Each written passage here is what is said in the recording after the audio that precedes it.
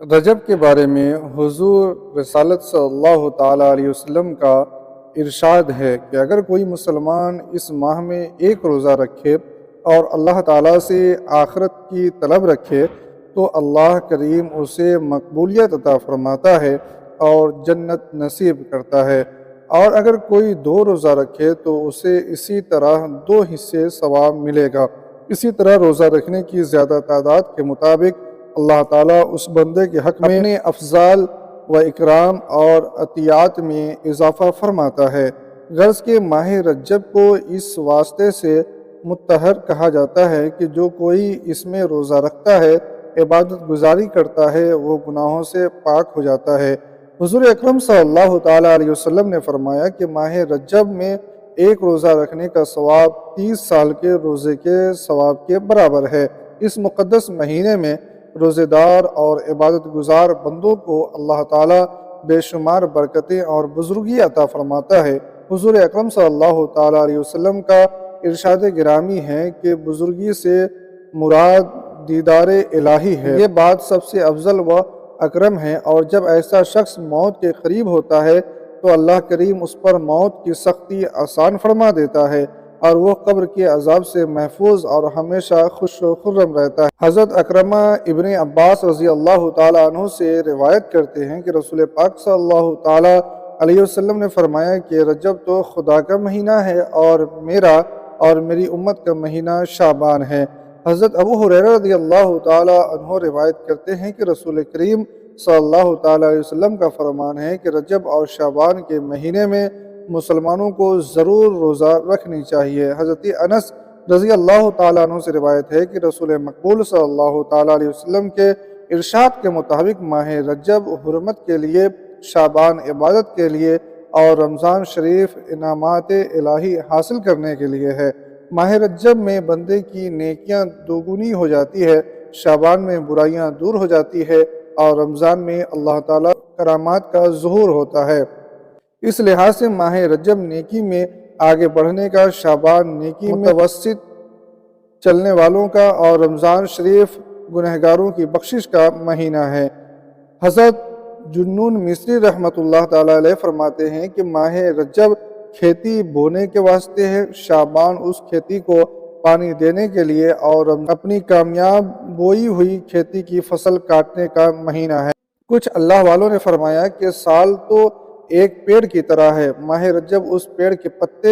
نکالنے کا ہے، اور شعبان میں وہ پیڑ پھلتا پھولتا ہے، رمضان کے مہینے میں اس میں پھل آتے ہیں۔ حضرت امام حسین رضی اللہ تعالیٰ عنہ سے روایت ہے کہ ماہ رجب میں تم روزے رکھو، کیونکہ اس ماہ کے روزے اللہ تعالیٰ کی بارگاہ میں توبہ ہے۔ حضرت شیخ امام حتب اللہ رضی اللہ تعالیٰ عنہ اپنی استاد حضرت میمون بن مہران رضی اللہ تعالیٰ عنہ سے روایت کرتے ہیں کہ حضرت ابو ذر غفاری رضی اللہ تعالیٰ عنہ نے فرمایا کہ حضور مقبول صلی اللہ تعالیٰ علیہ وسلم کا ارشاد ہے کہ جو شخص ماہ رجب کے شروع میں روزے رکھتا ہے اس نے گویا تمام ماہ کے روزے رکھے، اور جو کوئی اس ماہ مبارک میں جس قدر زیادہ روزے رکھتا ہے اس کی اسی قدر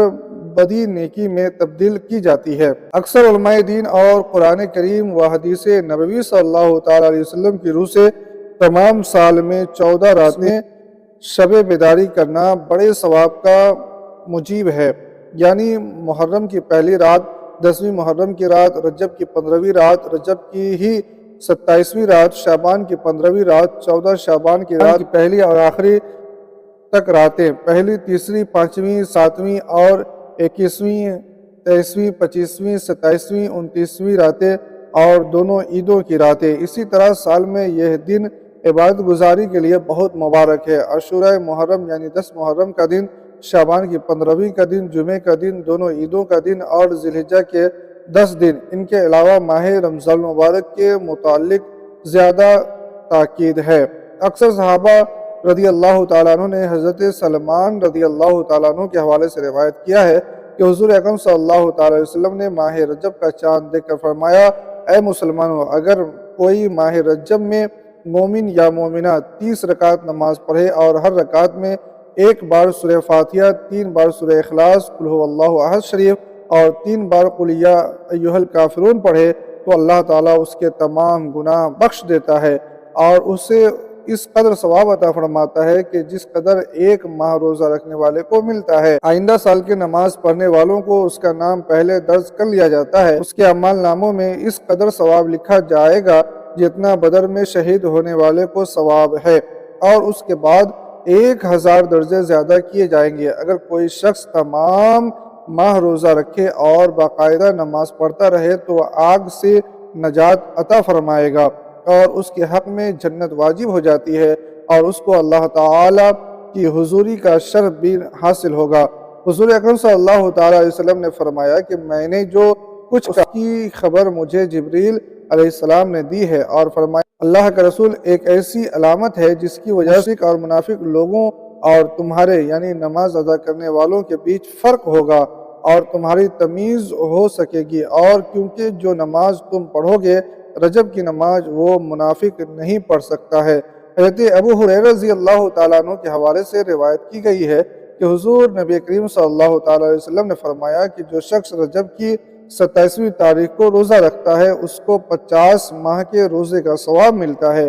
اور یہ وہ مقدس دن ہے کہ جب جبریل علیہ السلام حضور اکرم صلی اللہ تعالیٰ علیہ وسلم کی خدمت میں حاضر ہوئے، اور اسی شب حضور صلی اللہ تعالیٰ علیہ وسلم کو بیت المقدس کا سفر کرایا گیا، اور اللہ شانہ نے اپنے حبیب پاک صلی اللہ تعالیٰ علیہ وسلم کو معراج عطا فرمائی۔ 27ویں رجب کو حضرت عبداللہ ابن عباس رضی اللہ تعالیٰ عنہ کی اعتکاف کی حالت میں صبح کرتے تھے اور ظہر کے وقت نماز پڑھنے کے تھوڑی دیر بعد نفل پڑھا کرتے تھے، جس میں 4 رکعت نماز اس طرح ادا کرتے تھے کہ ہر رکعت میں ایک بار سورہ فاتحہ، سورہ فلق، سورہ ناس، سورہ القدر 3 بار، سورہ اخلاص 50 بار پڑھتے تھے اور عصر تک دعا میں مشغول رہا کرتے تھے۔ اور روایت ہے کہ حضور صلی اللہ تعالیٰ علیہ وسلم کا بھی یہی عمل تھا، اور حضور صلی اللہ تعالیٰ علیہ وسلم کا ارشاد عالی ہے کہ جو شخص رجب کے مہینے میں خلوص دل سے دعا مانگے تو اللہ تعالیٰ اس کی دعا قبول فرماتا ہے اور اس کے گناہ معاف کر دیتا ہے،